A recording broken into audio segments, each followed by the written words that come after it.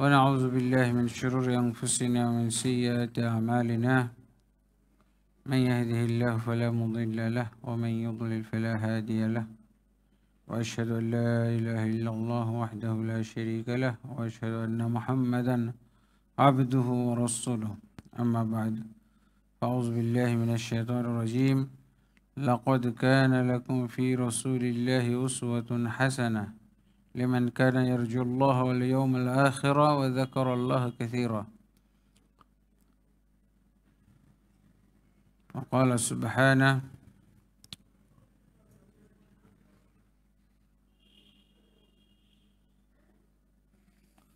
فليحذر الذين يخالفون عن أمره أن تصيبهم فتنة أو يصيبهم عذاب عليم الحمد لله আমরা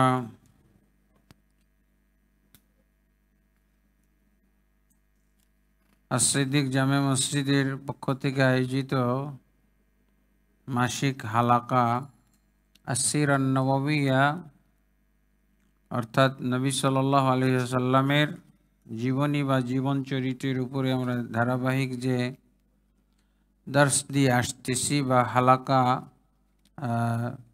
প্রদান করছি তার ধারাবাহিকতা আজকে আমরা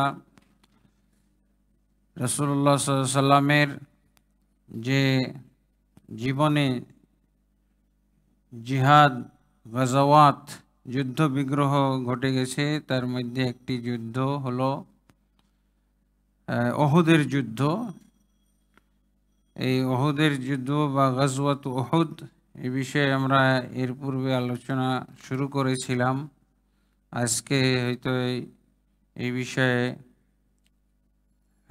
বাকি আলোচনা পেশ করব ইনশাআল্লাহ। তো উহুদের যুদ্ধ সংগঠিত হয়েছিল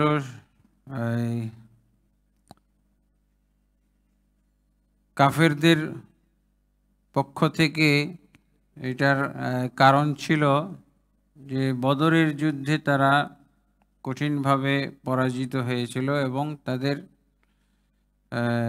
মক্কার নেতৃস্থানীয় লোকদেরকে তারা ওই যুদ্ধে হারিয়েছিল, তারা মৃত্যুবরণ করেছিল বা নিহত হয়েছিল। এই জন্য তারা এই যুদ্ধের আয়োজন করেছিল। আর রাসূলুল্লাহ সাল্লাল্লাহু আলাইহি ওয়াসাল্লামের পক্ষ থেকে তো এখনো চলতেছে সেই জের যে আল্লাহ জিহাদ ফরজ করেছেন কি জন্য?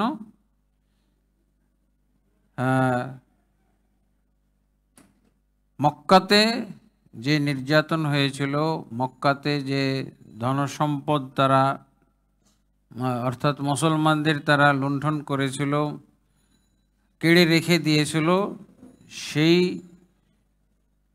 সেই জন্য আল্লাহর রাসূল সাল্লাল্লাহু আলাইহি ওয়াসাল্লাম, এটা অবশ্য আল্লাহর পক্ষ থেকে অনুমতি সাপেক্ষেই আল্লাহর রাসূল সাল্লাল্লাহু আলাইহি ওয়াসাল্লাম এই কার্যক্রম শুরু করেছিলেন। সূরা হজ্জের 41 নম্বর আয়াত 39 এবং 40 নম্বর আয়াতে আল্লাহ বলেছিলেন উযিনা লিল্লাযিনা ইউকাতালুনা বিআন্নাহুম যুলিমু, অনুমতি দিয়ে দেওয়া হয়েছে যাদের উপরে ইতিপূর্বে জুলুম করা হয়েছে কেতাল করার অনুমতি দেওয়া হয়েছে যাদের প্রতি এর পূর্বে জুলুম করা হয়েছে। এবং তখন থেকে আল্লাহর রাসূল সাল্লাল্লাহু আলাইহি ওয়াসাল্লাম এই জুলুমের প্রতিশোধ হিসেবেই বদরের যুদ্ধ সংগঠিত হয়েছিল এবং মুসলমানদের পক্ষ থেকে এটাই ছিল কারণ।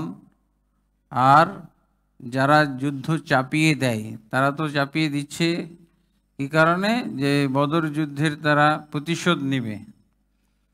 তো এই ব্যাপারেও আল্লাহ তাবারক ওয়া তাআলা বলছেন কাতিলু ফি সাবিলিল্লাহিল্লাযিনা ইউকাতিলুনাকুম, তোমরা আল্লাহর রাস্তায় তাদের বিরুদ্ধে কেতাল করো, জিহাদ করো, যুদ্ধ করো যারা তোমাদের সাথে লড়াই করতে আসে। তো জিহাদের বেশ কিছু পর্যায় আছে, স্তর আছে। তার মধ্যে এটা হলো তৃতীয় স্তরের এগুলো যুদ্ধ হচ্ছে, মানে যারা যুদ্ধ করতে আসবে, যে কারণেই যুদ্ধ করতে আসুক, যুদ্ধ চাপিয়ে দিলে তাদের বিরুদ্ধে অবশ্যই প্রতিরোধমূলক যুদ্ধ করতে হবে। তো এখানে আমরা কিছু আলোচনা তো করেছিলাম যে রাসূলুল্লাহ সাল্লাল্লাহু আলাইহি ওয়াসাল্লাম উহুদের যুদ্ধ করেছিলেন উহুদ পাহাড়ের পাশে যে উপত্যকা বা পাশে যে ময়দান ছিল সেই ময়দানে। এই জন্য এই যুদ্ধের নাম উহুদের যুদ্ধ বলা হয়। এবং এখানে আল্লাহ রসুল সাল্লাল্লাহু আলাইহি ওয়াসাল্লাম যে অবস্থান গ্রহণ করেছিলেন সেটা হলো উহুদ পাহাড়কে পিছনে রেখে, এবং তারা অবস্থান নিয়েছিলেন মদিনার দিকে মুখ করে। এমন অবস্থায় আল্লাহ রসুল সাল্লাল্লাহু আলাইহি ওয়াসাল্লাম অবস্থান নিয়েছিলেন।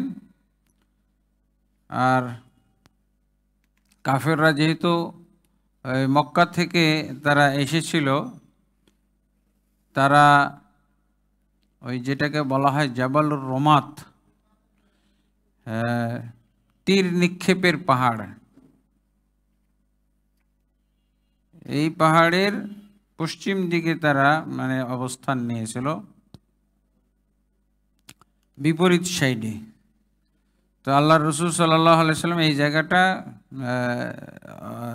নির্বাচন করার কারণ হলো এখানে তিনি একটা তো উহুদ পাহাড়ের প্রোটেস্ট পাইতেছেন, একদিক আটকানো, আর একদিকে হলো ওই যে আর একদিক হলো মদিনা, আর একদিকে হলো পাহাড়, ওই যে দুই দিকে পাহাড় আর একদিকে হলো মদিনা। তো ওরা তো মদিনার দিক থেকে আসবে না, ওরা তো মক্কা থেকে এসেছে, কাজেই এরকম অবস্থানটাই আল্লাহ রসুল সাল্লাল্লাহু আলাইহি ওয়াসাল্লাম উপযুক্ত হিসেবে গ্রহণ করেছিলেন। এর আগে এই অবস্থান নিয়ে আলোচনা করেছি।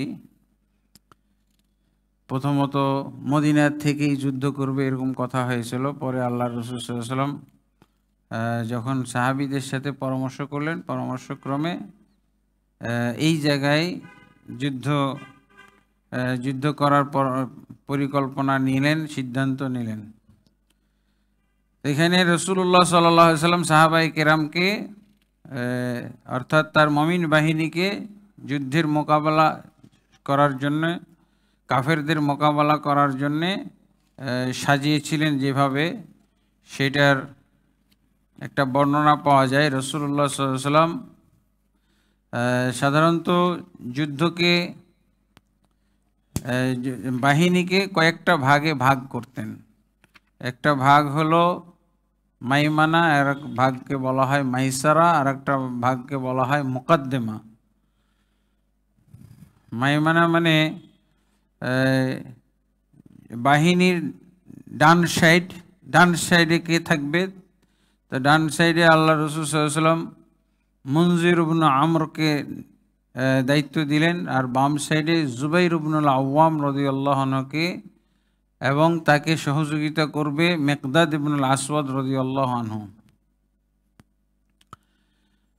আর বিশেষভাবে জুবাইর ইবনুল আওয়াম, যিনি মাইসারায় ছিলেন অর্থাৎ বাম সাইডে, তাকে আল্লাহ রসুল সাল্লাল্লাহু আলাইহি ওয়াসাল্লাম দায়িত্ব দিয়েছিলেন বিশেষভাবে যেন খালিদ বিন ওয়ালিদকে সে লক্ষ্য রাখে। খালিদ বিন ওয়ালিদ, কারণ তখনও খালিদ বিন ওয়ালিদ রাদিয়াল্লাহু মুসলমান হননি, কাফেরদের পক্ষে যুদ্ধ করতে এসেছিলেন, এবং সেই যুদ্ধের সেনাপতি ছিলেন কি বলে প্রধান সেনাপতি ছিলেন আবু সুফিয়ান রাদিয়াল্লাহু আনহু। তিনি তখনও মুসলমান হননি। খালিদ বিন ওয়ালিদ তিনি ছিলেন মোটামুটি বলা যায় ওনার কি বলে সহযোগী বা ওনার অ্যাসিস্ট্যান্ট হিসেবে। আর সামনের অংশে আল্লাহ রসুল সাল্লাল্লাহু আলাইহি ওয়াসাল্লাম নির্বাচিত কিছু যোদ্ধা সাহাবীদেরকে নিয়োগ দিয়েছিলেন বা নির্ধারণ করেছিলেন। এইভাবে আল্লাহ রসুল সাল্লাল্লাহু আলাইহি ওয়াসাল্লাম বাহিনীকে, মুমিন বাহিনীকে সাজিয়ে তারপরে যুদ্ধের জন্য প্রস্তুত হইলেন। আর এটা ছিল শনিবার দিন, ছিল তৃতীয় হিজরি শাওয়াল মাসের 7 তারিখ। এরপরে আল্লাহ রসুল সাল্লাল্লাহু আলাইহি ওয়াসাল্লাম যুদ্ধের জন্য বিভিন্ন ধরনের কি বলে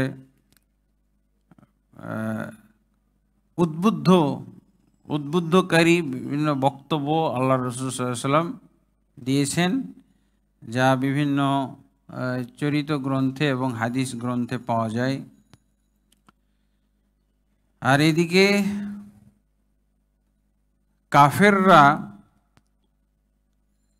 কাফেররা তো আবু সুফিয়ানের নেতৃত্বে সবাই যুদ্ধে এসেছিল। আবু সুফিয়ান বিন সখর এবং কিছু মহিলাও এসেছিল। মহিলারা আসতে তারা আগ্রহী ছিল, মহিলাদেরকে নিয়ে আসা হয়েছিল। মহিলাদের নেতৃত্বে ছিল আবু সুফিয়ান রাদিয়াল্লাহু আনহুর স্ত্রী হিন্দ বিনতে আতবা। আর তাদের ডান পাশের অংশে ছিলেন খালিদ বিন ওয়ালিদ, আর বাম পাশের যে বাহিনীর অংশ ছিল তাদের দায়িত্বে ছিল বা তাদের নেতৃত্বে ছিল ইকরিমা বিন আবি জাহাল, আবু জাহালের সন্তান ছেলে ইকরিমা। এবং যারা ছিল পদাতিক তাদের দায়িত্বে ছিল বা তাদের নেতৃত্বে ছিল সফওয়ান বিন উমাইয়া। এবং তীরন্দাজ বাহিনীর নেতৃত্বে ছিল আবদুল্লাহ বিন আবি রাবিয়া। অর্থাৎ কাফের বাহিনীর মধ্যেও আবদুল্লাহ আছে। এটা আগের থেকেই তারা তো আল্লাহকে চিনতো, আল্লাহকে জানতো, কিন্তু আল্লাহর হক আদায় করতো না, যথাযথভাবে আল্লাহর হক বুঝতো না, আদায় করতো না। তারা তাদের মতো করে যেহেতু আবদুল্লাহ নাম রাখতো, আল্লাহকে তারা জানতো, চিনতো, তারা তাদের মতো করে আল্লাহর ইবাদতও করত।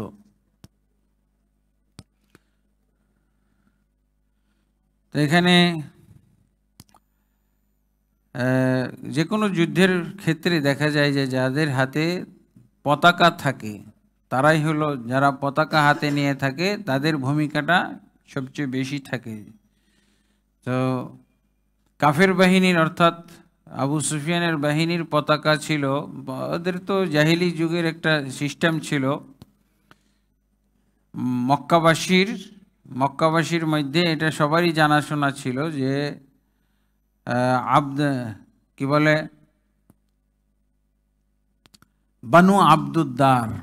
বানু আব্দুদ্দার গোত্রের লোকদের উপরে দায়িত্ব ছিল পতাকা। যে কোনো যুদ্ধ হবে কুরাইশদের পক্ষ থেকে, মক্কাবাসীর পক্ষ থেকে, বানু আব্দুদ্দারের এই কবিলার লোকদের, এই কবিলার যোদ্ধাদের হাতে থাকবে পতাকা। বদরের যুদ্ধেও পতাকা ছিল তাদের দলের হাতেই, কিন্তু তাদের যারা পতাকাবাহী ছিল, এই পতাকাবাহীরা একের পর এক সবাই মারা গেছিল, তাদের পতাকা ধরার লোকই খুঁজে পাওয়া যায়নি।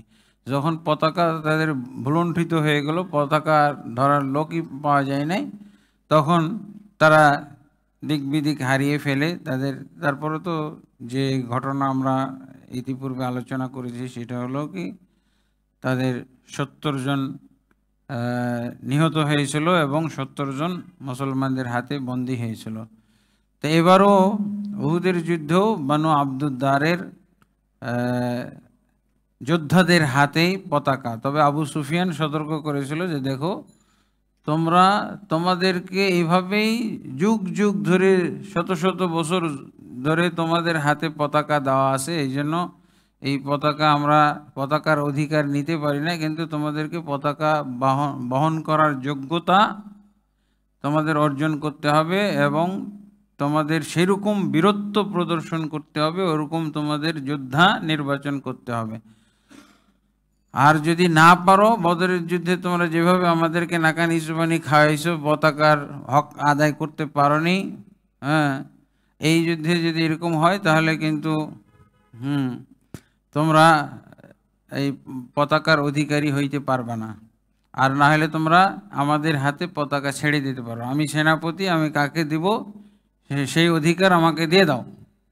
তোমাদেরকে তো তোমার কবিলাগতভাবে তোমাদের এটা অধিকার আছে, কিন্তু এই যে বৃহৎ স্বার্থে একবার আমরা হেরেছি মুহাম্মদের কাছে সাল্লাল্লাহু আলাইহি সাল্লাম, আবার যদি এই পতাকার জন্য যদি সেরকম যোদ্ধা তোমাদের না থাকে, সেরকম বীর পুরুষ যদি না থাকে, তাহলে আমাকে দিয়ে দাও, আমি এই পতাকার জন্য যাকে নির্বাচন করব সে ধরবে। তখন তারা একটু ক্ষেপে গেল, ওই আব্দুদ্দার গোত্রের লোকেরা, এটা তো তাদের মানহানি, সম্মানহানি হচ্ছে। তো খুব রাগান্বিত হয়ে বলল যে এবার দেখে নিন আমরা কি করি।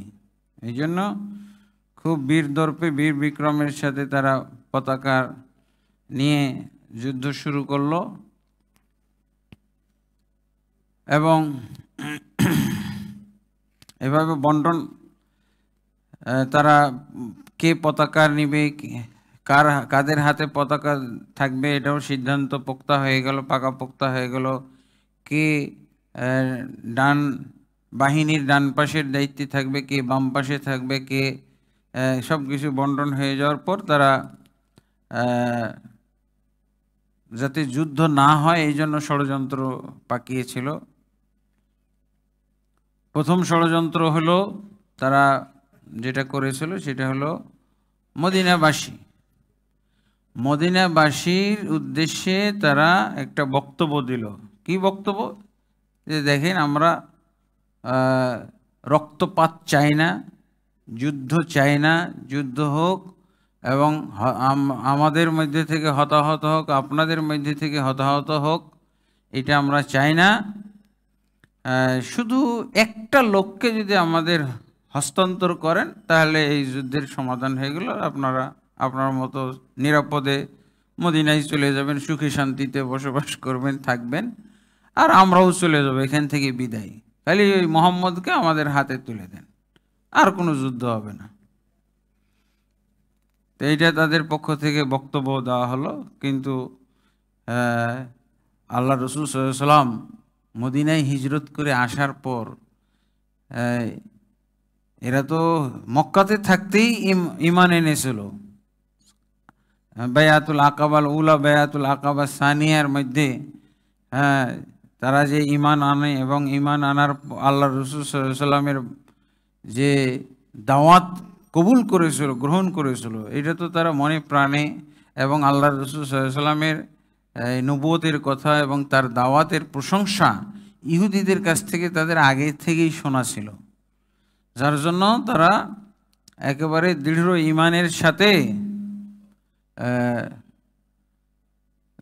ইমানের সাথেই তো রাসূল সাল্লাল্লাহু আলাইহি ওয়াসাল্লামের প্রতি ঈমান এনেছিল এবং তার সাথে যুদ্ধে এসেছে। এমনকি তাদের যে কোনো কিছুর বিনিময়ে রাসূলুল্লাহ সাল্লাল্লাহু আলাইহি সাল্লামকে তারা রক্ষা করবে, হেফাজত করবে, এই ব্যাপারে তারা ছিল বদ্ধপরিকর।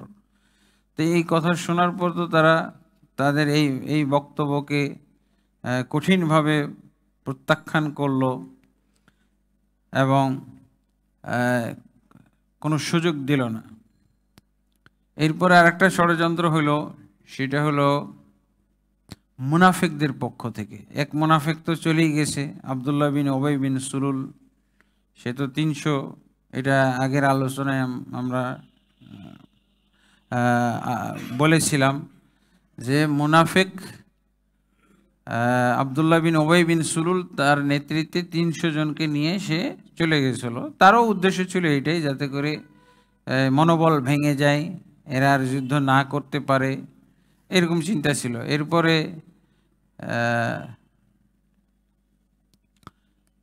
আরেকজন মুনাফিক ছিল, তার নাম হলো আব্দু আমর বিন সাইফি, তাকে রাহেব বলা হতো।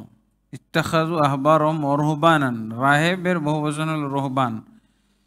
একে রাহেব বলা হয়, কিন্তু আল্লাহ রসুল সাল্লাল্লাহু আলাইহি ওয়াসাল্লাম তার রাহেব নামটা পরিবর্তন, রাহেব মানে তো আবেদ, আবেদ, তো আল্লাহ রসুল তার নাম পরিবর্তন করে রেখেছিলেন, তাকে তার নাম দিয়েছিলেন ফাসিক। এবং এই ছিল মদিনার দ্বিতীয় লিডার। আবদুল্লাহ বিন উবাই বিন ছিল প্রধান লিডার, আর এই ছিল আবু আমির আল ফাসিক। রাহেবের নাম পরিবর্তন করে আল্লাহ রসুল ফাসিক রেখেছিলেন। এই ছিল আউস গোত্রের, জাহিলি যুগে আউস গোত্রের প্রধান ছিলেন। তো এই লোককে দিয়েও একটা ষড়যন্ত্র পাকানো হয়েছিল। সেটা হলো, সে আবদুল্লাহ বিন উবাই তো চলে গেছিল, আর কি বলে মক্কার বাহিনীর সাথে যোগ দিয়েছিল। তার কিছু দলবল নিয়ে দেখা যাচ্ছে যে আবু সুফিয়ানের বাহিনী থেকে বের হয়ে একটা ভাষণ দিল, কি বলছে, তোমরা আমার দেশি ভাই, মদিনার স্বগোত্রীয় লোক, তোমরা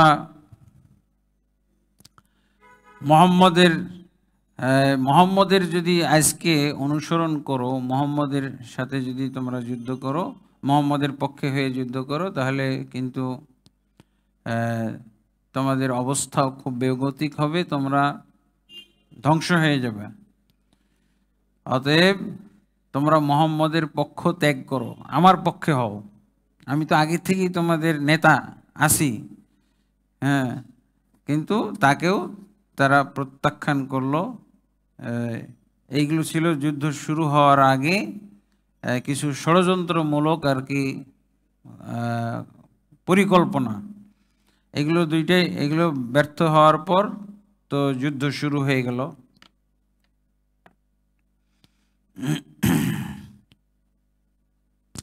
আর এদিকে যারা মহিলা দল এসেছিল কুরাইশদের পক্ষে, তারা তো নাচ গান এবং কি বলে কবিতা আবৃত্তি করে পুরুষদেরকে উত্তেজিত করলো কঠিনভাবে, যাদের নেতৃত্বে ছিল হিন্দ বিনতে আতবা। হ্যাঁ, এরপরে তো যুদ্ধ শুরু হলো। প্রথম যেভাবে যুদ্ধ শুরু হয়েছিল সেটা হলো এই পতাকা বহনকারী তলহা বিন আবি তলহা আল আবদারি, ওই যে আব্দুদ্দার গোত্রের ইনি প্রথম আর কি পতাকা ধারণ করে। এই উহুদের যুদ্ধে যারা কাফেরদের পক্ষ থেকে নিহত হয়, তাদের মধ্যে ধারাবাহিকভাবে একের পর দ্বিতীয়জন এইভাবে করে পরপর 10 জন নিহত হয়েছিল মুসলমানদের হাতে। তার মধ্যে প্রথম ছিল তলহা বিন আবি তলহা। এই নামগুলো প্রায় কিছু কিছু নাম মুসলমান আর কাফেরদের একই। এইখানেও কাফেরদের নামও আবদুল্লাহ পাওয়া যায়, মুসলমানের নামও আবদুল্লাহ পাওয়া যায়। তলহা ইবনে উবাইদুল্লাহ, এটা হলো জান্নাতি সাহাবী, সার্টিফিকেট প্রাপ্ত। অথচ উহুদ যুদ্ধে যার হাতে কাফেরদের মুশরিকদের পতাকা ছিল, তার নামও তলহা বিন আবি তলহা আল আবদারি। এবং এই গোত্রের মধ্যে এমনকি কাফেরদের যে বাহিনী, এই বাহিনীর মধ্যে সে ছিল খুবই সাহসী পুরুষ, সাহসী বীর যোদ্ধা একজন। তো এই ব্যক্তি এসে চ্যালেঞ্জ করা শুরু করলো যে আসো আমার সাথে। প্রথমে তো আগে যুদ্ধ হইতো একজন একজন করে, তারপরে তখন শুরু হইতো একসাথে। তো আসলো, এসে চ্যালেঞ্জ করা শুরু করলো। পরে তো জুবাইর ইবনুল আওয়াম রাদিয়াল্লাহু আনহু তার চ্যালেঞ্জ করলো, তার সাথে মানে যুদ্ধ করার জন্য তিনি প্রস্তুত হইলেন। এবং দুইজন একত্র হওয়ার পর যুদ্ধ শুরু করার পর জুবাইর ইবনুল আওয়াম রাদিয়াল্লাহু হাতে সে নিহত হয়। অল্পক্ষণের মধ্যে, অল্পক্ষণ মোকাবেলা করেই সে নিহত হয়। এরপরে জুবাইর ইবনে আওয়াম রাদিয়াল্লাহু তাকে হত্যা করে। এরপরে তারই ভাই আবু সাইবা এই দ্বিতীয় ব্যক্তি পতাকা গ্রহণ করে, পতাকা হাতে নেয়। এই ব্যক্তিও এইভাবে চ্যালেঞ্জ করে মাঠে আসে, আর তখনই হামজা বিন আব্দুল মুত্তালিব, হামজা রাদিয়াল্লাহু আনহু, যাকে যিনি আল্লাহ রাসূল সাল্লাল্লাহু আলাইহি সাল্লামের ছিলেন কি বলে চাচা এবং দুধ ভাই, একই মহিলার দুধ পান করেছেন হালিমা সাদিয়ার, তিনি চাচাও দুধ পান করেছে, ভাতিজাও দুধ পান করেছিল একই। তো এই হিসেবে আল্লাহ রাসূল সাল্লাল্লাহু আলাইহি সাল্লামের খুবই মহব্বতের ব্যক্তি ছিল। কাফের অবস্থাতেও আল্লাহ রাসূল সাল্লাল্লাহু আলাইহি সাল্লামকে মহব্বত করেছিল, যেভাবে আবু তালেব মহব্বত করত। এরপরে পতাকা ধরে আবু সাদ ওদের পক্ষ থেকে, তাকে হত্যা করে সাদ বিন আবি ওয়াক্কাস রাদিয়াল্লাহু আনহু, জান্নাতের সার্টিফিকেট প্রাপ্ত সাহাবী। এরপরে চতুর্থ পর্যায়ে পতাকা ধারণ করে মুসাফে বিন তলহা, অর্থাৎ তলহার যে প্রথম যে নিহত হয় তারই পুত্র, সেও নিহত হয় আসেম বিন সাবিত রাদিয়াল্লাহু আনহুর হাতে। এরপরে কেলাব বিন তলহা তার ভাই, অর্থাৎ তলহার ছেলে, আর এক ছেলে, একেও হত্যা করে জুবাইর ইবনে আওয়াম রাদিয়াল্লাহু আনহু। এইভাবে জাল্লাস বিন আবি তলহা, তলহার আর এক ছেলে জাল্লাস, সেও নিহত হয়। এরপরে আব্দুদ্দার গোত্রের আরেকজন তলোয়ার হাতে, পতাকা হাতে নেয় আরতাত, তাকে হত্যা করেন আলী রাদিয়াল্লাহু আনহু। এরপরে সুরাইহ, তাকে হত্যা করে কাজমান। তারপরে আবু জাইদ 9 নম্বরে যিনি পতাকা ধারণ করেছিল, তাকেও হত্যা করেছিল এই কাজমান নামক এই বীর পুরুষ মুজাহিদ। তিনজন পতাকাবাহীকে পরপর হত্যা করেছিল, সুরাইহ বিন কারিজ এবং আবু জাইদ আর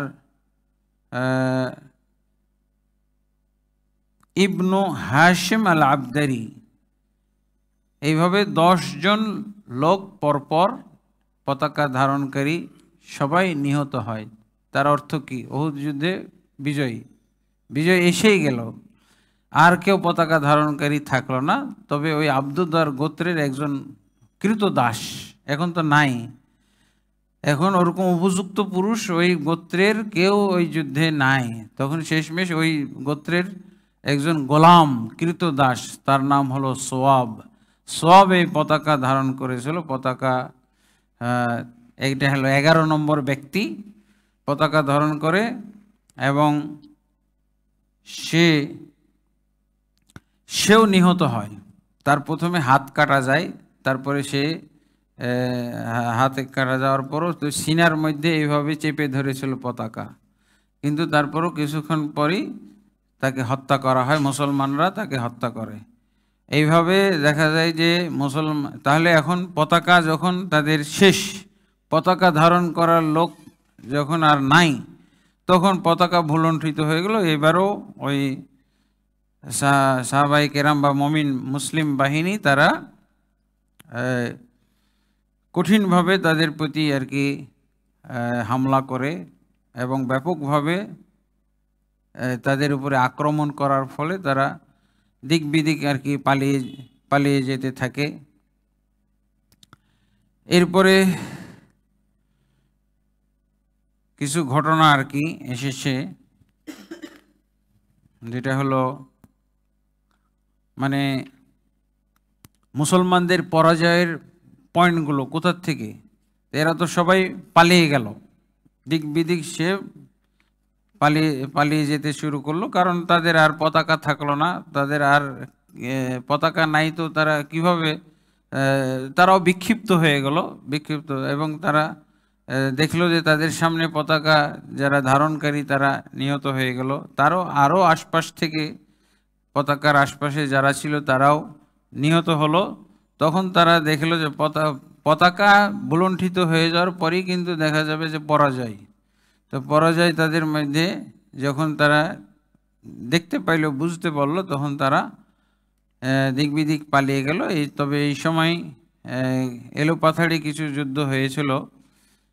এই সময়তেই কিন্তু এই যে হামজা বিন আব্দুল মুত্তালিব, যাকে আসাদুল্লাহ হামজা রাদিয়াল্লাহু আনহু সৈয়দুশ শুহাদা, তো এখান থেকে আর কি তারা পরাজয় হচ্ছে, মুসলমানদের কাছে মার খাচ্ছে। এমত অবস্থায় হামজা রাদিয়াল্লাহু আনহু প্রথম মানে শহীদ হলেন। এবং তার ঘটনাটা হলো যে জুবাইর ইবনে মুতাইম, দুইটা ঘটনা পাওয়া যায়। একটা হলো কি বলে, হিন্দ, আবু সুফিয়ানের স্ত্রী হিন্দ বিনতে আতবা, তার যে দুই ভাই এবং তার বাবা এই বদরের যুদ্ধে মারা গেছিল, নিহত হয়েছিল মুসলমানদের হাতে। তার প্রতিশোধ নেওয়ার জন্য সে একজন গোলামকে সে প্রশিক্ষণ দিয়েছিল। এরকমভাবে একটা প্রচার হয়ে আছে, কিন্তু আসলে এটা আরেকজনের ব্যাপারে আমরা পাচ্ছি তথ্যটা, সেটা হলো জুবাইর ইবনে মুতাইম। জুবাইর ইবনে মুতাইম এই লোকের চাচাকে হত্যা করেছিল হামজা রাদিয়াল্লাহু আনহু। আর এটাও ঠিক যে হিন্দ বিনতে আতবা তারও আত্মীয়কে, তার দুই ভাই এবং বাবাকে হত্যা করেছিল, এটাও ঠিক। কিন্তু এই যে ওয়াহশি বিন হারব নামক এক ব্যক্তি, এই ব্যক্তি ছিল জুবাইর বিন মুতাইমের বাড়িতে গোলাম, তার কৃতদাস হিসেবে ছিল। এবং সে কি বলে বর্ষা নিক্ষেপের ক্ষেত্রে খুব পারদর্শী ছিল, একেবারে খুব নিখুঁতভাবে আঘাত করতে পারত। যেখানে যেখানে আঘাত করত সেখানে তার আঘাত মিস যাইত না।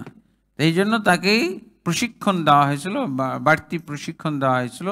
এই কথাটাই আর কি হিন্দ বিন আতবার ক্ষেত্রেও বলা হয় যে সেই প্রশিক্ষণ দিয়েছিল। তো হইতে পারে জুবাইর বিন মুতাইমের সে ছিল কৃতদাস, কিন্তু হিন্দ বিন আতবা সে হয়তো সহযোগিতা করেছিল তাকে গড়ে তোলার জন্য, বিশেষভাবে তাকে প্রশিক্ষণ দেওয়ার জন্যে। তো কোনো বর্ণনায় এই যে শুধু হিন্দ বিনতে আতবার কথাই পাওয়া যায়, যে উনি এই ওয়াহশিকে প্রস্তুত করেছিল হামজা রাদিয়াল্লাহু আনহুকে হত্যা করার জন্য। তো এখানে তাহলে আরেকটা পাওয়া গেল যে শুধু হিন্দের পরিবারকেই বা হিন্দের আত্মীয়কে হত্যা করে নাই, তার বাপকে এবং ভাইকে, বরং আরও এই নেতৃস্থানীয় ব্যক্তিদেরকে হত্যা করেছিল। তো উনি এই প্রশিক্ষণ দিয়েছিল এবং তাকে পুরস্কার দিয়েছিল, পুরস্কার ছেড়েছিল তার জন্যে, যে তুমি যদি এই হামজাকে উহুদের যুদ্ধে হত্যা করতে পারো তাহলে তোমাকে আজাদ করে দেওয়া হবে, তুমি স্বাধীন, তুমি মুক্ত, তুমি আর গোলাম থাকবে না, তুমি স্বাধীন পুরুষ। তো এই স্বাধীনতা লাভ করা এটা তো অনেক মূল্যবান জিনিস, অনেক গুরুত্বপূর্ণ দামি ব্যাপার। স্বাধীনতার জন্য লক্ষ লক্ষ মানুষও মারা যায়।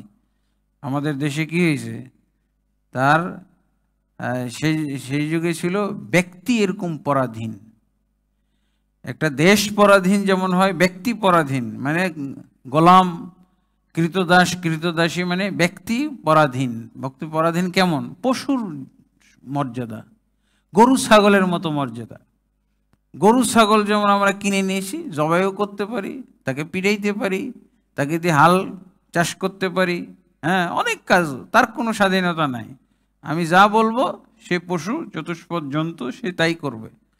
তো ঠিক সেই যুগের যতদিন পর্যন্ত গোলাম প্রথা ছিল, কৃতদাসী প্রথা ছিল, এরকম গরুর মতো, গরু ছাগলের মতো কেনা বেচা হইতো। তো এই প্রথা, এই কেউ যদি এই গোলামি থেকে রেহাই পাইতো, কোনোভাবে মুক্তি লাভ করত, তো যেন বাদশাহ হয়ে জন্ম নিল, এরকম অবস্থাটা। সে যেন রাজা বাদশাহ, সে কি জীবনে ছিল আর কি জীবনে আসলো। তো তাকে ঘোষণা করা হয়েছিল, তুমি যদি তাকে হত্যা করতে পারো তোমাকে আজাদ করে দেওয়া হবে। এইটাই ছিল তার বিরাট একটা পুরস্কার। এই কাজ আমি করবই তো করব, আমি জীবনে মুক্ত হব, স্বাধীন হবই হব। এই পশুত্বের জীবন থেকে আমি রেহাই পেতে চাই। তো এই ওয়াহশির টার্গেট ছিল হামজাকে হত্যা করা। তো হামজা তো যদি একজনকে হত্যার টার্গেটে কেউ থাকে, আর কোন ওর যুদ্ধ নাই, ও যুদ্ধ করতে আসে নাই, ও হামজা রাদিয়াল্লাহুকে হত্যা করতে এসেছে, যুদ্ধ না। যুদ্ধ হলে তো মোকাবেলায় আসবে, আঘাত প্রতিঘাত হবে, তো এইটা হয় না। ও যুদ্ধ করতে আসে না, হামজা রাদিয়াল্লাহুকে হত্যা করতে। এই জন্য ও নিরাপদে থাকতো। যুদ্ধ করতে গেলে তো হয়তো সেই নিহত হয়ে যেতে পারে, এই জন্য ও যুদ্ধ করে নাই। ও কি গাছের আড়ালে, পাথরের আড়ালে খালি লুকিয়ে লুকিয়ে থাকছে। কারণ ওই আরব দেশ তো পাথর, গাছ, ছোট ছোট গাছপালা থাকে, ঝাউ গাছ বলে। তো এই পাথর, বড় বড় পাথর যেখানে সেখানে পড়ে থাকে। তো এই যুদ্ধের মাঠের ময়দানেও পাথর থাকে। তো এই পাথরের আড়ালে এবং গাছের আড়ালে এইভাবে লুকিয়ে থাকে। অথবা যে মুশরিক বাহিনী, জটলা, ওখানে কয়েকজন আছে, তাদের পিছনে থাকে। ও সামনে আসে না, ওর টার্গেট হলো যে তাকে শুধু হত্যা করবে। তো সে একটা পাথর অথবা গাছের আড়ালে ছিল, আর সেখান দিয়ে একজন কাফের তাকে নিয়ে যাচ্ছিল আর কি। মানে ও যে জায়গায় লুকিয়ে আছে ওই জায়গায় হামজা রাদিয়াল্লাহু আনহুকে আনার জন্য সে ওখান থেকে তার সাথে মোকাবেলা করার জন্য হয়তো তাকে আহ্বান করতেছে বা সে অস্ত্র তাক করতেছে। তখন হামজা রাদিয়াল্লাহু আনহু তার দিকে ছুটে গেছে। ওই সময় সে পিছন দিক থেকে তাকে আর কি বর্ষার আঘাত করে, এবং বর্ষার আঘাত এমনভাবে করে যে এখান দিয়ে ঢুকে দুই পায়ের মধ্যে দিয়ে বের হয়ে গেছে। বর্ষার আঘাত এমনভাবে করেছে যে কেবল পাঁজরের দিকে ঢুকে, তো আঁতড়ি ভুঁড়িও বের হয়ে গেছে, এবং দুই পায়ের মাঝখান দিয়ে আর কি ওই সেই বর্ষাটা বের হয়ে গেছিল। কিন্তু সেটার ওই অবস্থায় ছেড়ে সে পালাইছে, যাতে করে আক্রমণ না করতে পারে। কিন্তু হামজা রাদিয়াল্লাহু আনহু এই বর্ষার মধ্যে বিদ্ধ হয়ে সেখানেই উনি মৃত্যুবরণ করেন। এটা ছিল মুসলমানদের প্রথম আঘাত, কঠিন আঘাত। তো তিনি ছিলেন মানে মুসলমানদের মুসলিম বাহিনীর একজন মানে কঠিন বীর যোদ্ধা, এবং রাসূলুল্লাহ সাল্লাল্লাহু আলাইহি ওয়াসাল্লামের খুবই প্রিয় ভাজন। রাসূলুল্লাহ সাল্লাল্লাহু আলাইহি ওয়াসাল্লামের চাচা, কিন্তু তার আপন ভাইয়ের মতো দুধ ভাই, একসাথে চলাফেরা করেছে। আল্লাহর রাসূল সাল্লাল্লাহু আলাইহি ওয়াসাল্লাম নিজেও খুব চিন্তিত হয়ে গেলেন তাকে, তার মৃত্যুর খবর, তার শাহাদাতের খবর শুনে। এটা একটা মুসলমানদের মধ্যে মুসলমানদেরকে দুর্বল করার একটা সংবাদ। এবং আল্লাহ রাসূল সাল্লাল্লাহু আলাইহি ওয়াসাল্লাম তার খেতাব দিয়েছেন সাইয়্যিদুশ শুহাদা হামজা ইবনে আব্দুল মুত্তালিব। তিনি আঘাতপ্রাপ্ত হইলেন, কিন্তু এতেও যেহেতু তিনি শহীদ হওয়ার আগেই কাফেরদের আর কি বলে, কাফেররা ছত্রভঙ্গ হয়ে যাওয়ার উপক্রম হয়েছিল, এবং ছত্রভঙ্গ হয়ে তারা পালিয়েও গিয়েছিল। কিন্তু এমন সময় যে আল্লাহর রাসূল সাল্লাল্লাহু আলাইহি সাল্লাম যে বাহিনীকে সাজিয়েছিলেন, এর আগের আলোচনায় আমি করেছি যে আল্লাহর রাসূল সাল্লাল্লাহু আলাইহি সাল্লাম উহুদ পাহাড়, যেটা মূল উহুদ পাহাড়, সেই উহুদ পাহাড়ের পাদদেশে বা পিছন দিক করে মদিনারকে সম্মুখে রেখে এই জায়গায় অবস্থান নিয়েছিলেন, যেখানে এখন মসজিদ হয়েছে। উহুদের ময়দানে যে মসজিদটা হয়েছে সেই জায়গায় আল্লাহর রাসূল সাল্লাল্লাহু আলাইহি সাল্লাম ছিলেন, এবং তারও পিছনে আল্লাহর রাসূল সাল্লাল্লাহু আলাইহি সাল্লাম একটু চিপার মধ্যে কিছু 9 জন বা 11 জন সাহাবীকে নিয়ে 9 জন বা 11 জন সাহাবীর প্রোটেস্টে আল্লাহ রসুল সাল্লাল্লাহু আলাইহি ওয়াসাল্লাম পিছনে দেখছিলেন, যুদ্ধের অবস্থা অবলোকন করতেছিলেন, পর্যবেক্ষণ করতেছিলেন এবং প্রয়োজনীয় পরামর্শ তিনি সেখান থেকে দিতেছিলেন। আর ওই যে তীরন্দাজ বাহিনী যারা 50 জন, আবদুল্লাহ বিন জুবাইর রাদিয়াল্লাহু আনহুকে বা জুবাইর বিন আবদুল্লাহ তাকে এই জায়গায় নেতৃত্ব দিয়েছিলেন। 40 জনের 50 জনের কথা আছে। তো যখন কাফেররা পালিয়ে গেল, তখন এই তীরন্দাজদেরকে যেই পাহাড়ের মধ্যে রাখা হয়েছিল, যেটাকে জাবালুর রমাত বলা হয়, যেই পাহাড়ে দাঁড়িয়ে তারা কি বলে কাফের বাহিনীর উপরে তীর নিক্ষেপ করত। তীর নিক্ষেপ করার আল্লাহ রসুল সাল্লাল্লাহু আলাইহি ওয়াসাল্লাম তাদেরকে বলেছিল যে পাহাড়ের পিছন দিক দিয়ে মদিনার সাইড দিয়ে যেন তারা না আসে। মদিনার সাইড দিয়ে তো কারা, মদিনার দিক থেকে তো মুমিন বাহিনীরা আসছে, কাফের বাহিনী যেন মদিনার দিক থেকে না আসতে পারে, এই পাহাড়ের পিছন দিক দিয়ে না আসতে পারে। পাহাড়ের পিছন দিক দিয়ে মানে এই দিক দিয়ে তারা নিশ্চিন্ত আছে যে এই দিক দিয়ে কাফের কেউ আসতে পারবে না। কারণ কি, 50 জনকে ওখানে নিয়োগ দেওয়া আছে, নিযুক্ত করা আছে। তারা যদি মদিনার, যেটা মমিনদের রাস্তা, মমিনরা যেই দিক থেকে এসে অবস্থান নিয়েছে সেই দিক থেকে যেন কেউ না আসতে পারে, এই জন্য তীরন্দাজ বাহিনীকে আল্লাহ রসুল নিয়োগ করেছেন। যখন কাফেররা হেরে গেল, তাদের পতাকা ধারণকারী সবাই পরপর নিহত হয়ে গেল, তখন তারা তো পরাজিত হয়ে পালাচ্ছিল, আর মুসলমানরা কেউ কেউ তাদের ধাওয়া করতেছিল। এমন সময় দেখা গেল যে ময়দান খালি, যে জায়গায় যুদ্ধ হচ্ছিল ওই জায়গাতে খালি কাফেরদের ধন সম্পদ পড়ে আছে, তারা গনিমতের মাল ফেলে চলে গেছে। তো এগুলো আহরণ করার জন্য দেখা যাচ্ছে মুসলমানরা ব্যস্ত। তো এই দৃশ্য তারা পাহাড় থেকে দেখতে পাচ্ছে, কাফেররা নাই, পালিয়ে গেছে, এখন গনিমতের মাল আহরণ করার পালা চলতেছে। তো তারাও তখন পাহাড় থেকে নেমে ওই গনিমতের মাল আহরণ করার জন্য চলে গেল, নেমে গেল। আল্লাহ রসুল সাল্লাল্লাহু আলাইহি সাল্লাম যে যাদেরকে এই জাবালুর রোমাতে নিয়োগ করেছিলেন, এরা তাদের দায়িত্ব পালন করল না। শুধুমাত্র যিনি ছিলেন দায়িত্বশীল তাকে রেখে আর 5-6 জনকে রেখে তারা সবাই চলে গেল গনিমতের মাল আহরণ করার জন্য। এই সুযোগে খালিদ বিন ওয়ালিদ আগেই চিহ্নিত করেছিল এবং 3 বার চেষ্টা করেছিল ওই রাস্তা দিয়ে আসার। 3 বারই তারা তাদেরকে তীর নিক্ষেপ করে কি বলে আসতে বাধা প্রদান করে, এবং বরং তারা অনেকেই এইদিকে আসার চেষ্টা করে তাদের তীরে নিহত হয়েছে কাফেররা। 3 বার চেষ্টা করেও তারা ব্যর্থ হয়ে এইদিকে এই রাস্তাটা ধরতে পারে নাই। কারণ খালিদ বিন ওয়ালিদ খুব বিচক্ষণ যোদ্ধা ছিলেন, উনি এসেই চিহ্নিত করে ফেলছেন যে এইটা হলো পয়েন্ট, এই পয়েন্টে যদি আমরা যাইতে পারি, এই পাহাড়ের পিছন দিক দিয়ে যেতে পারি। তো 3 বার চেষ্টা করেছিল, 3 বারই তাদেরকে ফিরিয়ে দিয়েছিল এবং অনেকেই হতাহত হয়েছিল তাদের এই তীরন্দাজদের আঘাতে। তো যখন খালিদ বিন ওয়ালিদ দেখতেছেন, দূর থেকে দেখতেছেন যে ওই পাহাড়ে তখন লোক নাই, ওই পাহাড়ে এখন লোক নাই, তখন উনি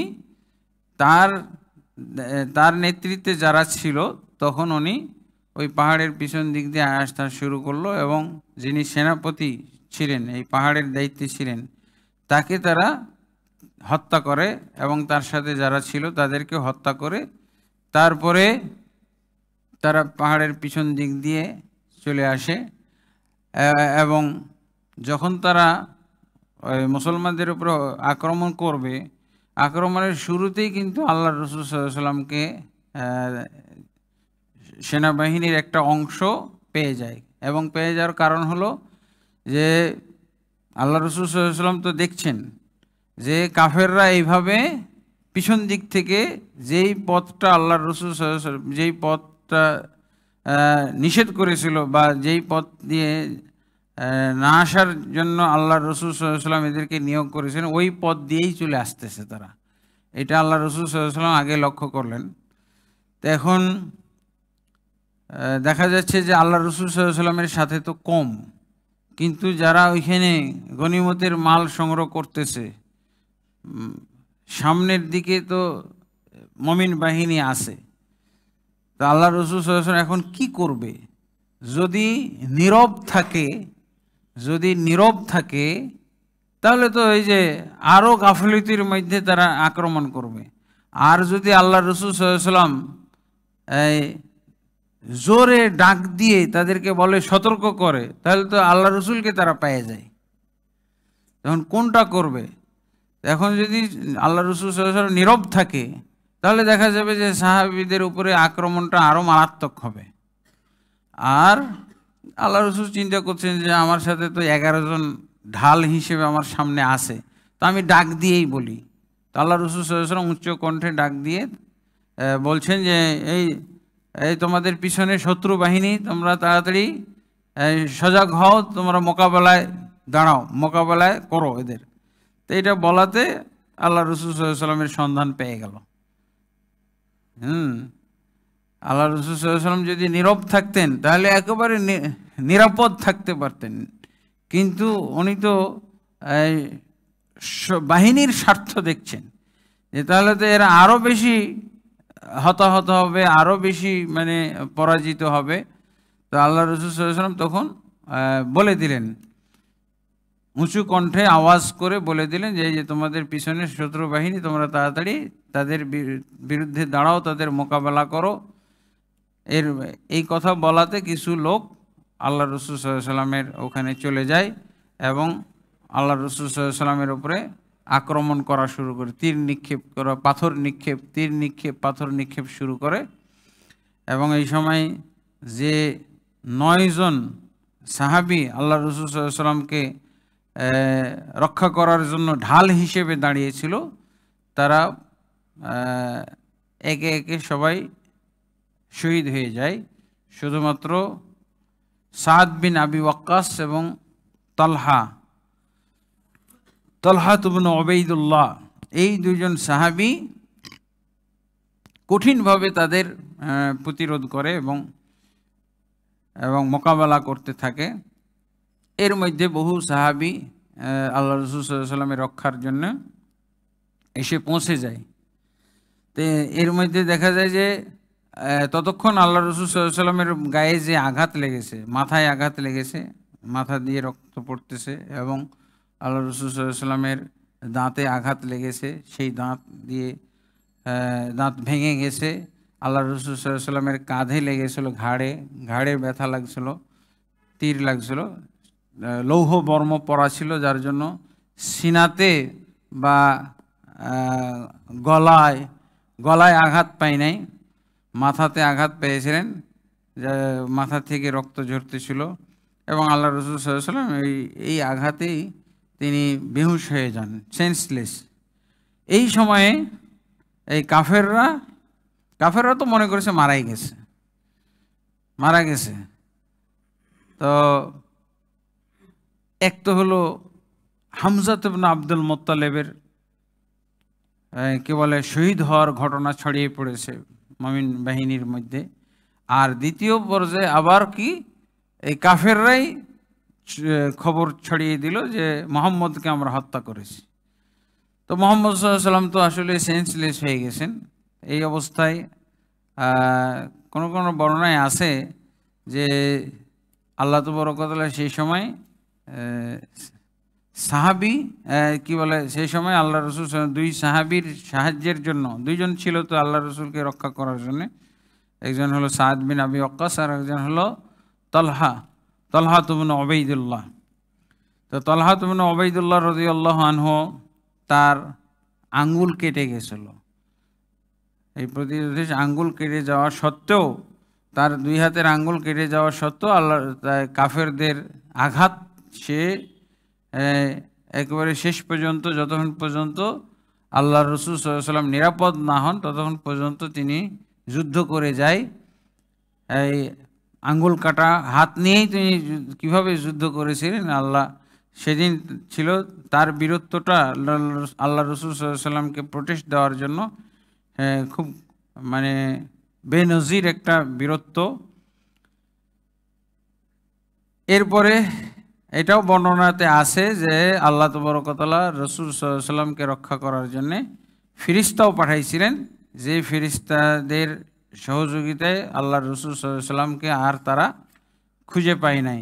জিবরিল এবং মিকাইলের কথা আছে, সহিহ বুখারীর বর্ণনাতে নিয়ে এসেছেন আল্লামা শফিউর রহমান মুবারকপুরি। তখন এভাবে নাহলে তো আল্লাহ রসুল সাল্লাল্লাহু আলাইহি ওয়াসাল্লামকে যেভাবে তারা আক্রমণ করেছিল, আল্লাহ রসুল সাল্লাল্লাহু আলাইহি ওয়াসাল্লামকে তো একেবারে ছিন্ন ভিন্ন করে দেওয়ার কথা। তারপরও তো রসুল সাল্লাল্লাহু আলাইহি ওয়াসাল্লামের উপরে যে আঘাতগুলো হানার কথা, সেই আঘাতগুলোতে তো মারাই গেছে 9 জন। হ্যাঁ, কেউ কেউ বলে যে 11 জন ছিল, 11 জনের মধ্যে 9 জন মারা গেলে 2 জন ছিল। আর কেউ কেউ বলছে 9 জন ছিল, 9 জনের মধ্যে 7 জন পরপর মারা গেল। তার মানে কি, এই যে 7 জনের জায়গায় প্রতিজনের স্থানে আল্লাহ রসুলের মানে মৃত্যু হওয়ার কথা, কিন্তু রসুল সাল্লাল্লাহু আলাইহি ওয়াসাল্লামকে রক্ষা করতে গিয়ে নিজেরাই তারা শাহাদাত বরণ করতে করতে এই যে 9 জনে এসে ঠেকে আল্লাহ রসুল সাল্লাল্লাহু আলাইহি ওয়াসাল্লামকে ভেদ করে, মানে এই 9 জনকে ভেদ করে তো আল্লাহ রসুলকে হত্যা করতে হবে। তো এই যে সময়টায় এর মধ্যে আরও সাহাবী আসছিল। আবার এক বর্ণনায় পাওয়া যাচ্ছে যে আল্লাহ তাবারক ওয়া তাআলা ফেরেশতা পাঠিয়েছিলেন, এবং এটা হলো আল্লাহ তাবারক ওয়া তাআলার আর কি ইচ্ছা, তিনি কখন কিভাবে কাদের জন্য তিনি ফেরেশতা দ্বারা সাহায্য করবেন, এটা হলো আল্লাহর ব্যাপার। বহু নবী বনু ইসরায়েলের যুগে নিহত হয়েছে, তাদের হত্যা করা হয়েছে।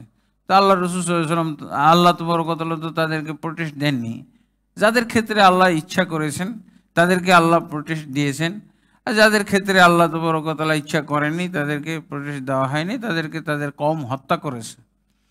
তো আল্লাহ রসুল সাল্লাল্লাহু আলাইহি ওয়াসাল্লামকে এভাবে তারা হত্যা করার জন্য চেষ্টা করেছে, এবং তাকে হত্যা করার পরিবর্তে এইভাবে 7 জন বা 9 জনকে হত্যা করার পর না আল্লাহ রসুল সাল্লাল্লাহু আলাইহি ওয়াসাল্লামের কাছে পৌঁছবে। তো এই জন্য আল্লাহ রসুল সাল্লাল্লাহু আলাইহি ওয়াসাল্লাম কঠিনভাবে আহত হওয়ার মাধ্যমেই তিনি আর কি রেহাই পেয়েছিলেন, আল্লাহ তাকে রক্ষা করেছিলেন। তো এইভাবে আল্লাহ রসুল সাল্লাল্লাহু আলাইহি ওয়াসাল্লামের যখন খবর ছড়িয়ে দেওয়া হলো যে উনি মৃত্যুবরণ করেছেন, তখন সাহাবায়ে কেরামের মধ্যে আরও দুর্বলতা চলে আসলো, মুমিন বাহিনীর মধ্যে আরও দুর্বলতা চলে আসলো। অনেকেই পালানো শুরু করলো, অনেকে মদিনার দিকে পালাইলো, অনেকে উহুদ পাহাড়ের উপরে উঠে গেল, অনেকেই আবার এই কাফের বাহিনীর সাথে মিশে একাকার হয়ে গেল। দিয়ে দেখা গেল যে কিছু কাফেররাও মেরেছে, আবার না জানার কারণে, না বুঝার কারণে মুসলমানও কিছু হতাহত হয়েছে, মুসলমানকে হতাহত করেছে, যেটা আল্লামা শফিউর রহমান মুবারকপুরি উল্লেখ করেছেন। হ্যাঁ, এরপরে তো কিছু কিছু সাহাবী বিষয়টা ঠান্ডা মাথায় চিন্তা করলেন। সব তো মাথা গরম, এখন দিশাহারা অবস্থা। তো কিছু কিছু সাহাবী এর মধ্যেই ভূমিকা রাখা শুরু করলো, মুমিন বাহিনীকে গোছানোর জন্য যারা ভূমিকা রেখেছিলেন তাদের মধ্যে একজন ছিলেন আনাস বিন নজর রাদিয়াল্লাহু আনহু। তিনি দেখতেছেন যে অনেকেই যুদ্ধ করতেছে না, চিন্তিত হয়ে সাইডে সুইডে বসে আছে, চিন্তা করতেছে, আর ওইদিকে যুদ্ধ চলতেছে। তো তখন আনাস বিন নজর রাদিয়াল্লাহু আনহু তাদেরকে বক্তব্য দেওয়া শুরু করলেন। বললেন, মাজা তানতাজিরুন, তোমরা কিসের অপেক্ষা করতেছো? তোমরা কেন যুদ্ধ করো না? এই যে কাফেররা মারতেছে মুসলমান, তোমরা কেন? বলছে রসুল মারা গেছে, কার জন্য যুদ্ধ করব? তো উনি কি বলেন, মাযা তাসনাউনা বিল হায়াতি বাদাহু। আবার কোনো কোনো বর্ণনা আছে মুতু আলা মা মাতা রাসূলুল্লাহ সাল্লাল্লাহু আলাইহি ওয়াসাল্লাম। আল্লাহ রসুল যদি মৃত্যু হয়ে থাকে আজকে, তো কেন আল্লাহ রসুলের মৃত্যুটা হয়েছে? তোমাদেরকে এটা চিন্তা করতে হবে। রসুলের মৃত্যু যার জন্য হয়েছে সেই জন্য তোমরাও মরো, তোমাদেরও মরা উচিত। এই দিন কায়েমের জন্য, বা আল্লাহর তাওহীদ, আল্লাহর একত্ব কায়েম করার জন্যই তো আল্লাহ রসুল সাল্লাল্লাহু আলাইহি ওয়াসাল্লাম মারা গেলেন। যে সেই স্বার্থ, সেই উদ্দেশ্য তো রয়ে গেছে। আল্লাহ রসুল সাল্লাল্লাহু আলাইহি ওয়াসাল্লাম মৃত্যুবরণ করেছেন, তাই কি হয়েছে? যে আল্লাহ রসুলের মতো জীবন, এত মূল্যবান জীবন, এত দামি জীবন, যেই কারণে তিনি বিসর্জন দিয়ে দিলেন, যে তোমাদের জীবনের কত দাম আছে, যে তোমরা সেই এই জীবনকে তোমরা রক্ষা করতে চাও। মুতু আলামা মাতা আলাইহি রাসূলুল্লাহ সাল্লাম, তোমরাও মরো যার উপরে রাসূলুল্লাহ সাল্লাল্লাহু আলাইহি ওয়াসাল্লাম মৃত্যুবরণ করেছেন। এরপরে তিনি কি করলেন, এই কথা শুনে তারপর অনেকেরই হুঁশ ফিরল, অনেকেই বুঝতে পারলো বিষয়টা। তারপরে এই ভাষণ দিয়ে সবার মনোবলকে আবার চাঙ্গা করলেন কিছু কিছু সাহাবী। তারপরে তিনি আল্লাহর কাছে দোয়া করলেন, আল্লাহুম্মা ইন্নী আ'তাযিরু ইলাইকা মিম্মা সানা হাউলাই আনিল মুসলিমিন ওয়া আবরাউ ইলাইকা মিম্মা সানা হাউলাই আনিল মুশরিকিন। তারপরে উনি দোয়া করলেন, আল্লাহ, মুসলমানরা এই যুদ্ধে তোমার নবীর সাথে যে আচরণটা করছে, এর জন্য আমি তোমার কাছে এতেজার করতেছি, ওজর পেশ করতেছি। এবং কাফেররা, এই মুশরিকরা নবীর সাথে যে আচরণটা করেছে, অর্থাৎ নবী সাল্লাল্লাহু আলাইহি ওয়াসাল্লামকে আঘাত করে তাকে রক্তাক্ত করেছে, তাকে মৃত্যু মুখে ঠেলে দিয়েছে, আমি এই জন্য আল্লাহ তোমার কাছে এতেজার করতেছি, ওজর পেশ করতেছি। তারপরে এই আনাস বিন নজর রাদিয়াল্লাহু আনহু, তিনি তলোয়ার নিয়ে ঝাঁপিয়ে পড়লেন কাফেরদের মাঝে, এবং বীর বিক্রমে ঝাঁপিয়ে পড়লেন, এবং তার সাথে হয়তো আরও অনেকে গেছে। তবে সাদ বিন মুআজ রাদিয়াল্লাহু আনহু তাকে বলেছিলেন যে তুমি একাই কোনো দিকে যাইও না, আমাদের সাথে একসাথে থাকো। কিন্তু আনাস বিন নজর রাদিয়াল্লাহু আনহু এতই তিনি ক্ষুব্ধ হয়েছিলেন, এতই তিনি রাগান্বিত হয়েছিলেন, মনে হয়েছে একাই গোটা মুশরিক বাহিনীকে ধ্বংস করে ফেলবে, এরকম অবস্থা। একেবারে বাঘের মতো উনি ঝাঁপিয়ে পড়লেন কাফেরদের মাঝে, এবং কাফেরদেরকে একাই অনেক কাফেরকে তিনি হতাহত করে তারপরে তিনি নিজেও শাহাদাত বরণ করেছিলেন। তো তাকে সাদ বিন মুআজ রাদিয়াল্লাহু বলেছিলেন যে তুমি একাই তাদের মাঝে যাইও না, একসাথে আমরা যুদ্ধ করি। তো উনি কি বলেছিলেন, লারিহুল জান্নাতি ইয়া সাদ ইন্নী আজিদুহু দুনা আহুদ।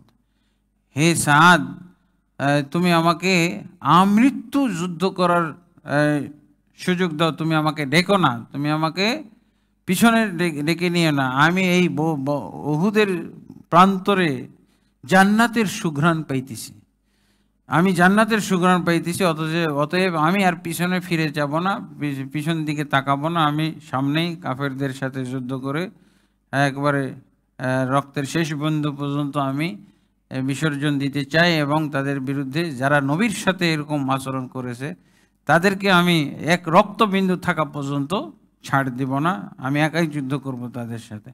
এইভাবে তিনি যুদ্ধ করলেন, এবং শেষমেশ তিনি অনেক কাফেরকে হতাহত করার পর তিনি নিজেও শহীদ হয়েছিলেন। এবং এখানে লেখা হয়েছে তার গায়ে 80-র উপরে আঘাত পাওয়া গেছিল। তাকে যখন শহীদ অবস্থায় পাওয়া যায়, মৃত অবস্থায় পাওয়া যায়, তখন তার গায়ে বর্ষার আঘাত, তলোয়ারের আঘাত এবং তীরের আঘাত, মানে কতজন যে তাকে একসাথে লক্ষ্যবস্তু বানিয়েছিল তার একটা আলামত পাওয়া গেছে।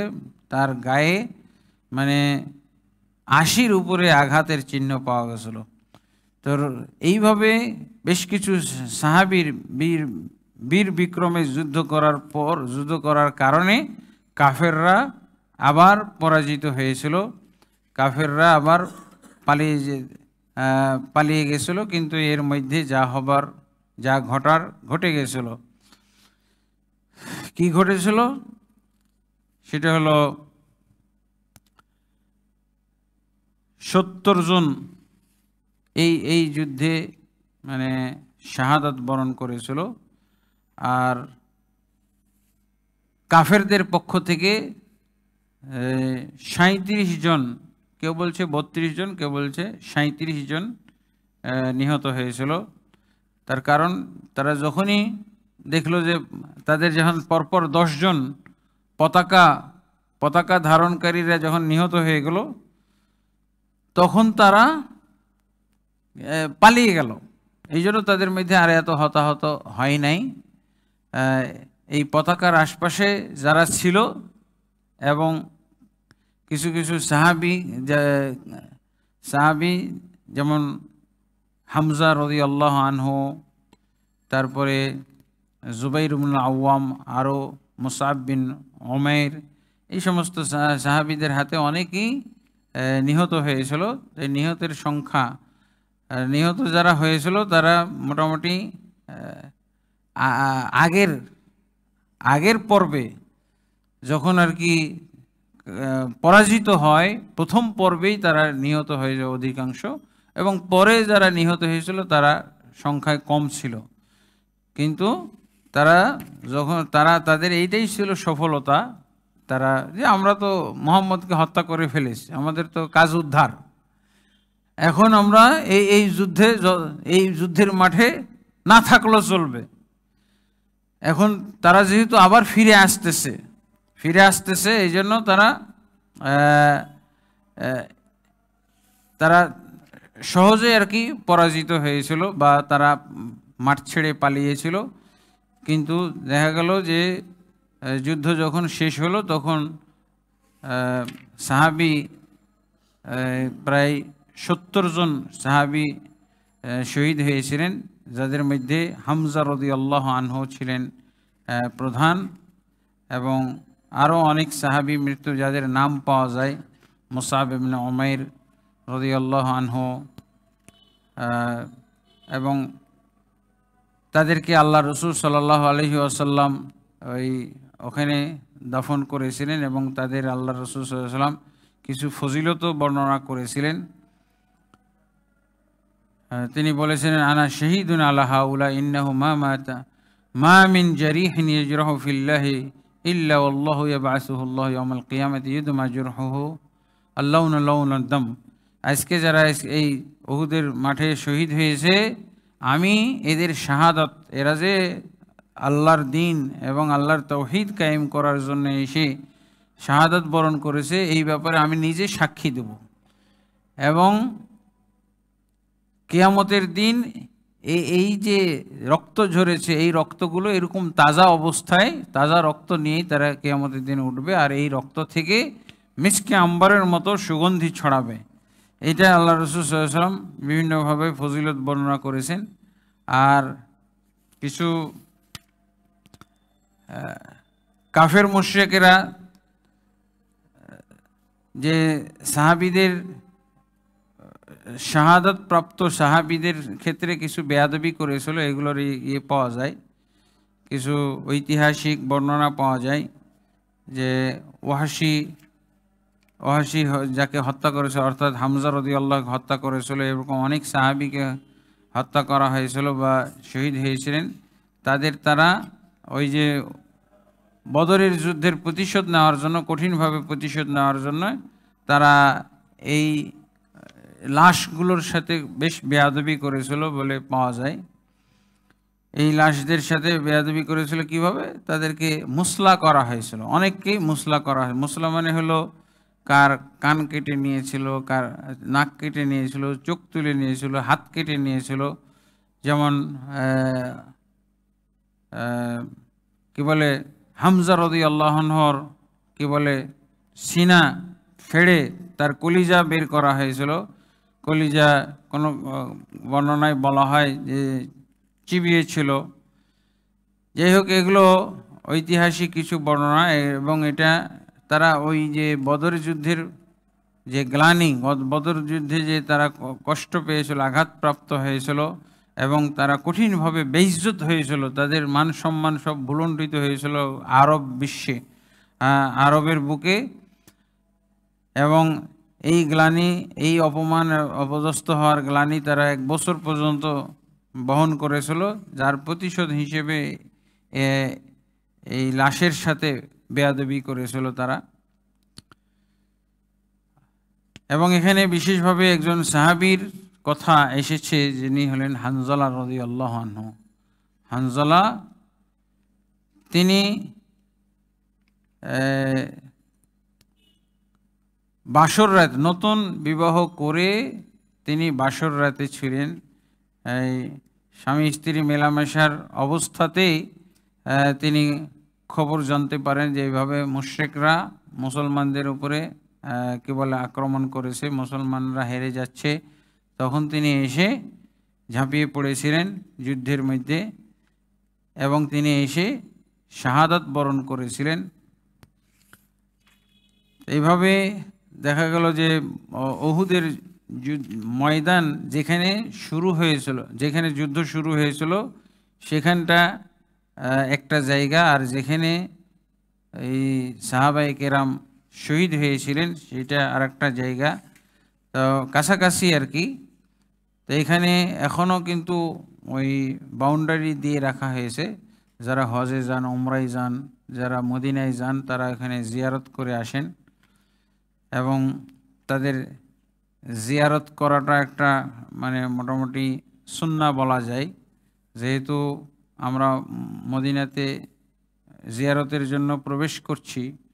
তো এই জিয়ারতের একটা অংশ হলো উহুদ যুদ্ধে সাহাবায়ে কেরাম, যারা যে 70 জন সাহাবী শহীদ হয়েছিলেন, তাদের কবর জিয়ারত করাটা সুন্নাহ এবং সবাই জিয়ারত করে, এমনকি কাফেলাগুলো জিয়ারতের ব্যবস্থা রেখেছে।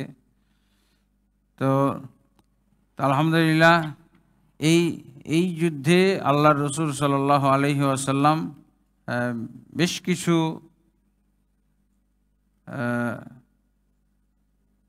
ফজিলতের কথা বলেছিলেন। এই ফজিলতগুলো কোরআন থেকেও সাব্যস্ত হয়েছে এবং রাসূলুল্লাহ সাল্লাল্লাহু আলাইহি ওয়াসাল্লাম বিভিন্ন হাদিসের মধ্যে তিনি উল্লেখ করেছেন। আবু দুজানা বিশেষভাবে ফজিলতটা এসেছে, হানজালা রাদিয়াল্লাহু আনহুর ফজিলত এসেছে এবং আরও অনেক, মুসআব বিন উমাইর রাদিয়াল্লাহু আনহু, তারপরে কি বলে হামজা রাদিয়াল্লাহু আনহু, তাকে তো আল্লাহ রাসূল সাল্লাল্লাহু আলাইহি ওয়াসাল্লাম সাইয়্যিদুশ শুহাদা, শহীদদের তিনি নেতা বা সর্দার হিসেবে তিনি তাকে আখ্যায়িত করেছেন। এখানে অনেক সাহাবীর ফজিলত সাব্যস্ত হয়েছে, যেমন তালহা বিন উবাইদুল্লাহ, তার সম্পর্কে এসেছে যে ইয়াউম উহুদ ইয়াউম তালহা, উহুদের দিনটা হলো তালহার দিন। তালহা রাদিয়াল্লাহু আনহু যেভাবে বীরত্বের সাথে আবু বকর রাদিয়াল্লাহু আনহু এই প্রশংসাটা করেছিলেন। তিনি বলেছিলেন কি, আল ইয়াউম কুল্লুহু লি তালহা, উহুদের দিনের মানে পুরা ফজিলতটাই বলা যেতে পারে তালহা রাদিয়াল্লাহু আনহু কিভাবে তার আঙ্গুল কাটা হাত দিয়ে আল্লাহ রাসূল সাল্লাল্লাহু আলাইহি ওয়াসাল্লামকে সে রক্ষা করেছে। এই জন্য কিছু কিছু সাহাবীর এভাবে প্রশংসা এসেছে। তারপরে যে আনাস বিন নাজরের ব্যাপারে তো শুনলামই যে উহুদের যুদ্ধের সময় তিনি জান্নাতের ঘ্রাণ পেয়েছেন। জান্নাতের ঘ্রাণ এটা হইতে পারে কিছু কিছু সাহাবী, হানজালা রাদিয়াল্লাহু আনহু তিনি যেমন বলছিলেন যে আমরা আল্লাহ রাসূল সাল্লাল্লাহু আলাইহি সাল্লামের কাছে যদি বসতাম, আল্লাহ রাসূল সাল্লাল্লাহু আলাইহি সাল্লামের কাছে সময় কাটাইতাম এবং আল্লাহ রসুলের মুখ থেকে যখন জান্নাত জাহান্নামের বর্ণনা শুনতাম, তখন আমাদের মনে হইতো কান্নাল জান্নাতা ওয়ান নার রা'ই আইন, আমরা যেন চোখের সামনে জান্নাত দেখতে পাচ্ছি, চোখের সামনেই জাহান্নাম দেখতে পাচ্ছি। সেই জাহান্নাম থেকে আমরা রক্ষার জন্য ব্যবস্থা গ্রহণ করতে আমরা এই কারণে আগ্রহী ছিলাম, এবং আমরা জান্নাত পাওয়ার জন্যে জান্নাত পাওয়ার যে সমস্ত আমল, সেই আমলগুলো আমাদের জন্য খুব হালকা হতো। জাহান্নামে নিক্ষেপকারী যে সমস্ত অপরাধ এবং পাপ, সেগুলো থেকে বেঁচে থাকা আমাদের জন্য এই জন্য খুবই হালকা। কোনো পাপের কাছে আমরা যাইতাম না, কারণ আল্লাহ রসুল সাল্লাল্লাহু আলাইহি ওয়াসাল্লামের কাছ থেকে আমরা এমনভাবেই দ্বীনের কথা শুনতাম, এমনভাবেই জান্নাত এবং জাহান্নামের কথা শুনতাম যে আমরা চোখ দিয়ে মনে হয় দেখতে পাচ্ছি, জান্নাত দেখতে পাচ্ছি, এবং চোখ দিয়ে যেন আমরা জাহান্নাম দেখতে পাচ্ছি। এই কারণে আমাদের জন্য খুব সহজ হইতো জাহান্নাম থেকে বাঁচার এবং জান্নাতের আমলগুলো করা। বরং এই অবস্থা যদি তারা কখনো হালকা অনুভব করতেন, এই অবস্থাটা যদি কখনো তাদের থেকে গায়েব হইতো, জাহান্নাম দেখা, তাহলে তারা নিজেদেরকে মুনাফিক মনে করত। এই হানজালা রাদিয়াল্লাহু আনহুর ঘটনা, যিনি এই উহুদের যুদ্ধে শহীদ হইলেন, উনি একদিন চলে যাচ্ছেন আল্লাহ রাসূল সাল্লাল্লাহু আলাইহি ওয়াসাল্লামের কাছে, খুব বিচলিত অবস্থা। তো আবু বকর রাদিয়াল্লাহু আনহু তার সাথে সাক্ষাৎ করে বলেন যে, ভাই আপনাকে এত চিন্তিত এবং বিচলিত দেখাচ্ছে কেন? তো বলছে, ভাই কিছু বলেন না, আমাকে বাধা দিয়েন না, আমি এখন আসলেই খুব বিচলিত আছি, কারণ আমি মুনাফিক হয়ে গেছি। তো মুনাফিক হয়ে গেছো? তো মুনাফিক কিভাবে হয়েছো আমাকে বলো। তো বলছে যে, আল্লাহ রসুল সাল্লাল্লাহু আলাইহি ওয়াসাল্লামের কাছে যখন থাকি, আল্লাহ রসুলের কাছে যখন আমি দ্বীনের কথা শুনি, জান্নাতের কথা শুনি, জাহান্নামের কথা শুনি, তখন মনে হচ্ছে জান্নাত দেখতে পাচ্ছি, জাহান্নাম দেখতে পাচ্ছি। তখন জাহান্নামে যাওয়ার কাজগুলোর প্রতি এত ঘৃণা এবং এত খেয়াল করে লক্ষ্য করে আমরা জাহান্নামের কাজগুলো থেকে বেঁচে থাকার চেষ্টা করি, এবং জান্নাতের কাজগুলো আমরা কি কি কাজ খালি এগুলোই সন্ধান করি। কোন কাজ জান্নাতে নিয়ে যাবে, কোন কাজের মাধ্যমে, কোন আমলের মাধ্যমে জান্নাতে যাব, এগুলো আমরা টোকাই, এগুলো আমরা খুঁজি, তালাশ করি এবং আমল করি। কিন্তু আল্লাহ রাসূল সাল্লাল্লাহু আলাইহি ওয়াসাল্লাম থেকে যখন দূরে থাকছি, তখন এই ভাবটা, এই অবস্থাটা থাকে না। তো এটা কি মুনাফিক হয়ে গেলাম না? তো বলছে, তো আমিও তো মুনাফিক, আমারও তো এরকম হয়, তো চলো একই, তোমার সাথে আমিও যাই। তো আল্লাহ রাসূল সাল্লাল্লাহু আলাইহি ওয়াসাল্লামের দরবারে গেছে এবং তারা এই সমস্যাটা ব্যক্ত করছে যে মুনাফিক হয়ে গেছে। তখন কিভাবে মুনাফিক হয়েছে? বলছে, আপনার বর্ণনা, আপনার সাথে যখন থাকি, আপনার কাছে দ্বীনের কথা শুনি, জান্নাতের কথা শুনি, জাহান্নাম থেকে বাঁচার কথা শুনি, তখন আমরা জান্নাত এবং জাহান্নাম চোখে দেখতে পাই। কিন্তু যখন আমরা বাড়ি চলে যাচ্ছি, পরিবার পরিজনের সাথে মিশছি, তখন এই ভাবটা থাকে না, ভুলেই যাচ্ছি, এগুলো অনেক কিছু ভুলে যাচ্ছি, এই ভাব আর থাকে না।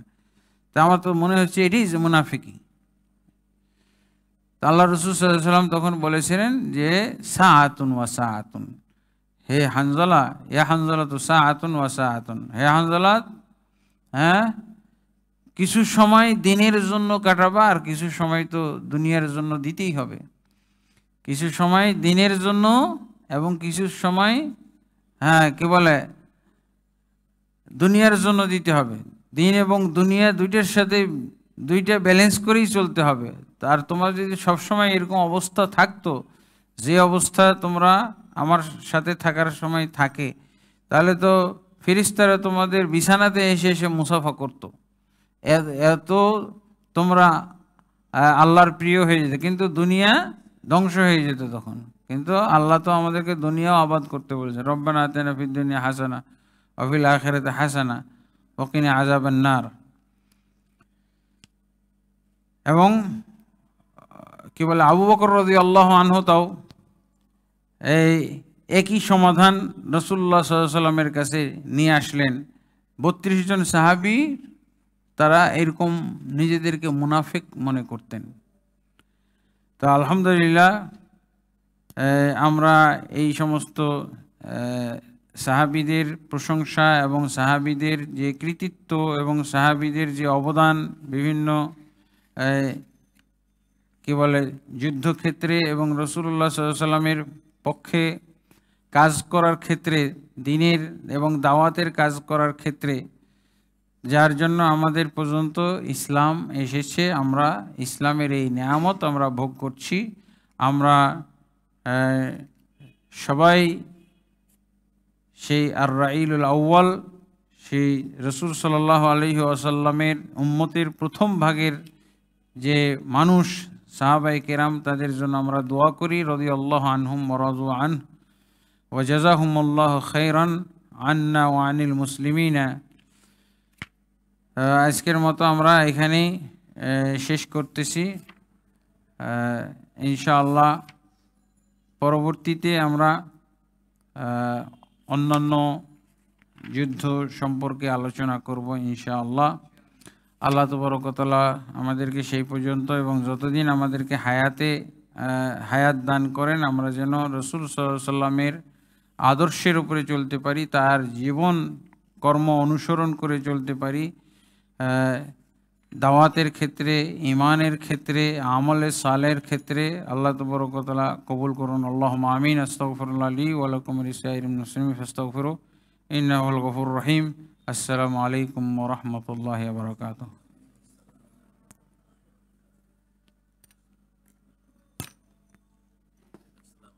ওয়ালাইকুম আসসালাম।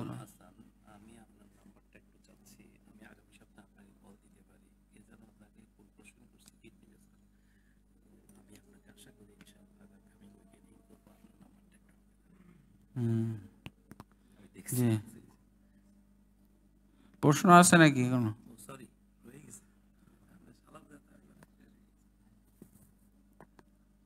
সালাত কয়টায়?